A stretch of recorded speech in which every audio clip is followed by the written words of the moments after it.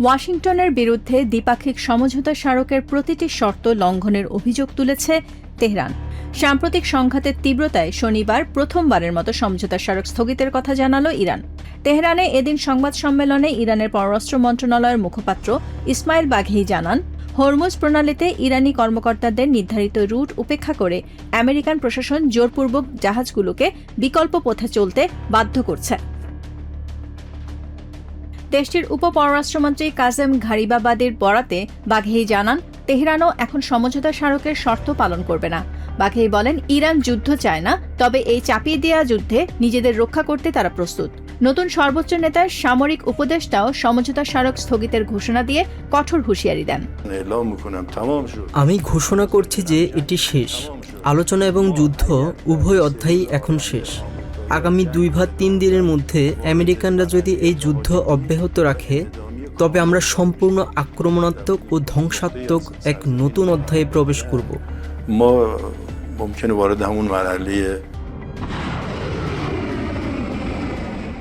এরই মধ্যে শনিবার স্থানীয় সময় দুপুরে ইরানের দক্ষিণাঞ্চলীয় হরমুজগান প্রদেশের সিরিক এলাকায় নতুন করে 3টি বিমান হামলা চালিয়েছে আমেরিকান বাহিনী। এই হামলায় কোনো বেসামরিক হতাহতের খবর নিশ্চিত না হলেও প্রদেশটির গভর্নর জানান, ইউএস হামলায় অন্তত 116টি টেলিকমিউনিকেশন টাওয়ার সম্পূর্ণ বিকল হয়ে পড়েছে। এর আগে টানা 7ম রাতের মতো ইরানের সামরিক লজিস্টিক্স ও ভূগর্ভস্থ অস্ত্রাগারে সফল হামলার কথা জানিয়েছে সেন্টকম।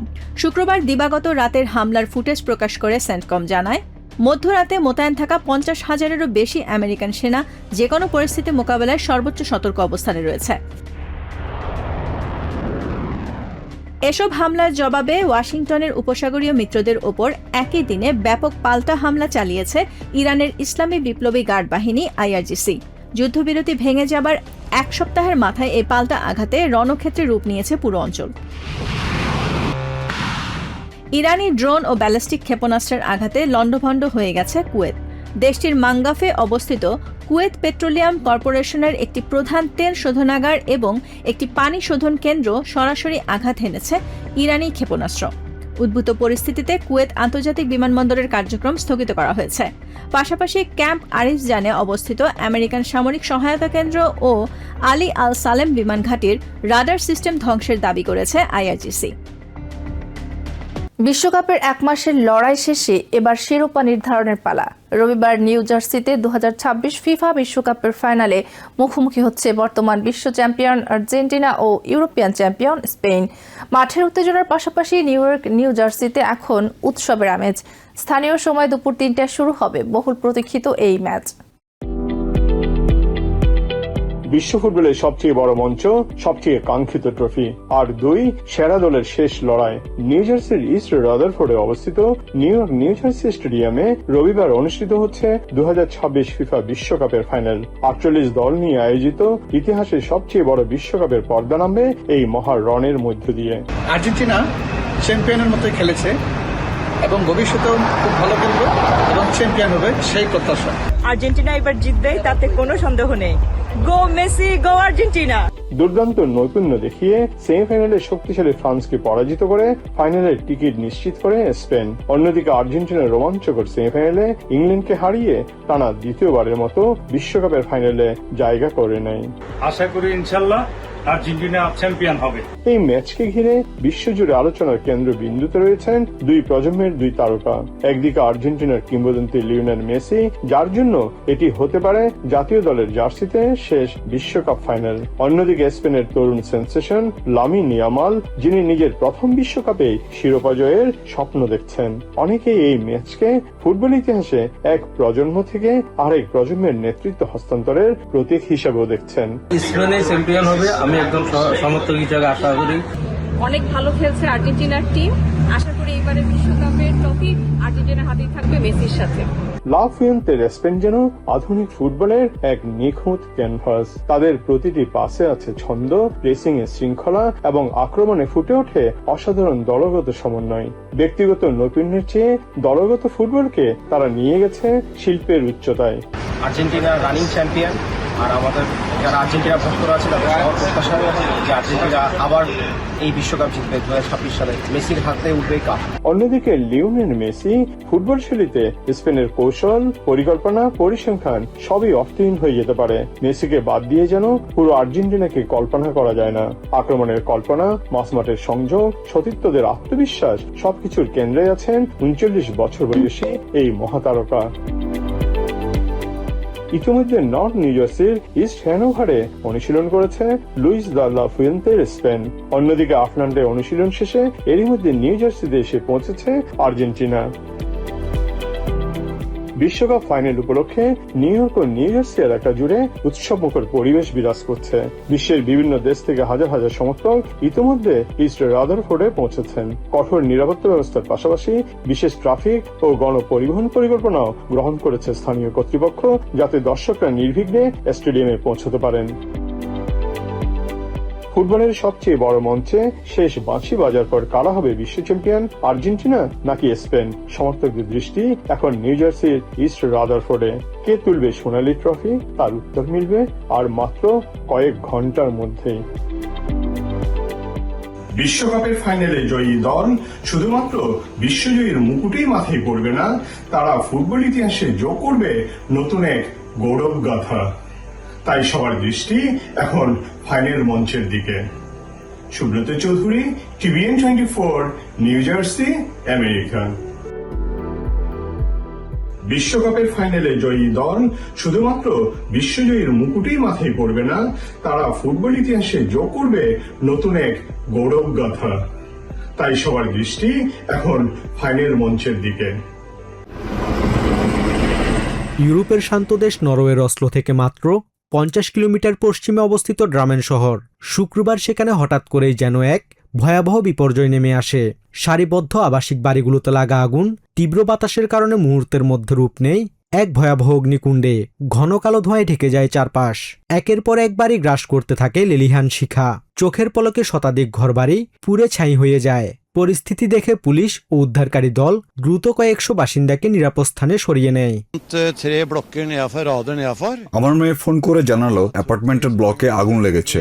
আমি আর আমার ছেলে দ্রুত গাড়ি নিয়ে ছুটে আসি, কিন্তু আগুন এত দ্রুত ছড়ালো যে চোখের সামনে একটার পর একটা বাড়ি পুড়ে শেষ হয়ে যায়। আমার মেয়ের ঘরটাও পুড়ে ছাই, এখনো সেখানে জ্বলছে আগুন। লোকালয়ের আগুন এক পর্যায়ে পাশের বনাঞ্চলেও ছড়িয়ে পড়ে, যা পরিস্থিতিকে আরও জটিল করে তোলে। আগুন নেভাতে মাঠে নামানো হয় 60 জনেরও বেশি ফায়ার ফাইটার এবং সিভিল ডিফেন্স কর্মীদের। তবে বাতাসের তীব্রতার কারণে আগুন পুরোপুরি নিয়ন্ত্রণে আনতে ব্যাক পেতে হয়। বাতাসের কারণে আগুন এখন বনাঞ্চলে ছড়িয়ে পড়েছে এবং এটি একটি বড় ধরনের দাবানলের রূপ নিয়ে দক্ষিণ দিকে অগ্রসর হচ্ছে। ফায়ার সার্ভিস ও সিভিল ডিফেন্স যৌথভাবে দক্ষিণ দিক থেকে আগুন নেভানোর চেষ্টা করছে, তবে আগুন এখনো নিয়ন্ত্রণে আসেনি, এটি অনবরত ছড়াচ্ছে। শুকনো আবহাওয়া এবং সাম্প্রতিক তীব্র গরমের কারণেই আগুন এত দ্রুত ছড়িয়ে পড়েছে বলে জানিয়েছে রেড ক্রস।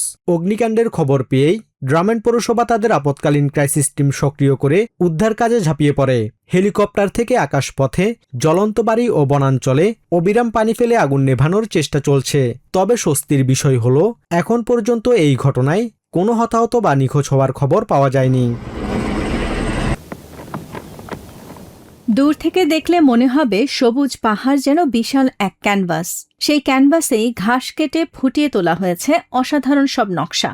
মন্টেনেগ্রো ও প্রতিবেশী সার্বিয়ার শিল্পীরা মিলে দুর্মিত ন্যাশনাল পার্কে তৈরি করেছেন 140 মিটার দীর্ঘ পিক্টোগ্রাম। মধ্যযুগীয় সমাধি ফলকের প্রতীক এবং ঐতিহ্যবাহী হাতে বোনা কার্পেটের নকশা থেকে অনুপ্রাণিত এই শিল্পকর্ম ওয়াইল্ড বিউটি আর্ট উৎসবের অন্যতম আকর্ষণ। শিল্পীদের ভাষায় এটি শুধু একটি শিল্পকর্ম নয়, বরং মানুষের সৃষ্টিশীলতার শেকড়ে ফিরে যাওয়ার প্রচেষ্টা। তারা এই ধারার নাম দিয়েছেন নিউ কেভ আর্ট। আমরা নিউ কেভ আর্ট শুরু করেছি যেন আবার শুরুতে ফিরে যাওয়া যায়। সভ্যতা আজ নানা সংকটে, শিল্প অনেকদিন ধরে তার সেরা অবস্থায় নেই। তাই আমরা সেই গুহায় ফিরে যেতে চাই যেখানে মানুষের প্রথম আঁকাগুলো জন্ম নিয়েছিল, যেগুলো ছিল প্রকৃত শিল্প। কয়েকদিন ধরে দড়ি, খুঁটি আর নিখুঁত নকশা অনুসরণ করে কাস্তে দিয়ে ঘাস কেটেছেন শিল্পী ও স্থানীয় বাসিন্দারা। পরে সূর্যের আলোয় কাটা ঘাসের অংশের রং বদলে গেলে পাহাড়ের গায়ে স্পষ্ট হয়ে ওঠে বিশাল এই নকশা। আমরা বুঝতে পেরেছিলাম পাহাড়ের ঢাল আর প্রাকৃতিক রেখাগুলো এমন একটি নকশার জন্য একেবারে উপযুক্ত, যেন একটি নরম ভেসে থাকা কার্পেট পাহাড়ের উপর বিছিয়ে দেয়া হয়েছে। প্রকল্পটির নেতৃত্ব দেন সার্বিয়ার নোভি সাদের শিল্প অধ্যাপক মিলোস ভুয়ানোভিচ। তার মতে, এত বড় শিল্পকর্ম তৈরি করতে জ্যামিতিক পরিকল্পনা এবং নিখুঁত পরিমাপ ছিল সবচেয়ে গুরুত্বপূর্ণ বিষয়। এ ধরনের 140 মিটার বিস্তৃত শিল্পকর্মের ভেতরে দাঁড়ালে আপনি কোথায় আছেন সেটাই বোঝা কঠিন। তাই আগে নিখুঁত নকশা তৈরি করতে হয়, পরিমাপ করতে হয় এবং সেই পরিকল্পনা মেনেই এক একটি অংশ কাটা হয়। পুরো কাজের ভিত্তি হলো জ্যামিতি, বিশেষ করে বৃত্ত। আগামী 15 আগস্ট পর্যন্ত চলবে ওয়াইল্ড বিউটি আর্ট উৎসব। আর ততদিন দুর্গম পাহাড়ের বুকে প্রকৃতি, ইতিহাস ও শিল্পের এই অনন্য মেলবন্ধন উপভোগ করবেন দেশি বিদেশি দর্শনার্থীরা। বৈশ্বিক গড় তাপমাত্রার চেয়ে দ্বিগুণ গতিতে উত্তপ্ত হচ্ছে ইউরোপ মহাদেশ। চলতি গ্রীষ্মে মহাদেশটির মাত্র 5টি দেশের প্রাথমিক উপাত্ত বলছে, তীব্র গরমের কারণে ইতিমধ্যে প্রায় 10,000 অতিরিক্ত মানুষের মৃত্যু হয়েছে। বিশ্ব স্বাস্থ্য সংস্থার ইউরোপিয়ান কার্যালয় এক বিবৃতিতে জানিয়েছে, এই তীব্র তাপমাত্রা স্বাস্থ্য ও সামাজিক সেবামূলক জরুরি খাতের ওপর নজিরবিহীন চাপ সৃষ্টি করেছে। WHO আঞ্চলিক পরিচালক হ্যান্স ক্লুগে জানান, বিগত 4 বছরে ইউরোপে তাপপ্রবাহের কারণে 200,000-এরও বেশি মানুষ প্রাণ হারিয়েছেন। তিনি আরও জানান, যদি শহরগুলো শীতল রাখার ব্যবস্থা করা যায় এবং আগে থেকে সতর্ক বার্তা দেয়া যায়, তবে অতিরিক্ত গরমকেও মোকাবেলা করা সম্ভব। এজন্য সরকার ও জনগণের সম্মিলিত উদ্যোগ প্রয়োজন। পরিস্থিতি মোকাবিলায় বিশ্ব স্বাস্থ্য সংস্থা তাদের হসপিটাল সেফটি ইন্ডেক্স ব্যবহার করে চিকিৎসা কেন্দ্রগুলোর কার্যক্ষমতা যাচাই করছে। অতীতে এই সূচক ভূমিকম্প বা বন্যার মতো দুর্যোগ ব্যবহার করা হলেও এখন তা চরম তাপমাত্রা এবং বিদ্যুৎ ও কুলিং সিস্টেমের বিপর্যয় মোকাবিলায় হাসপাতালগুলোর সক্ষমতা পরিমাপ করতে ব্যবহার করা হচ্ছে।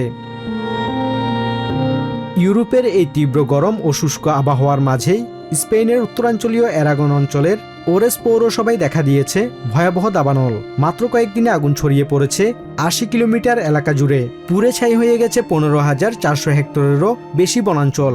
পরিস্থিতি নিয়ন্ত্রণে অ্যারাগন আঞ্চলিক সরকার 2য় স্তরের জরুরি অবস্থা ঘোষণা করেছে। আগুন জনবসতি ও গুরুত্বপূর্ণ অবকাঠামোর দিকে ধেয়ে আসায় কয়েকশো মানুষকে সরিয়ে নেওয়া হয়েছে নিরাপদ স্থানে।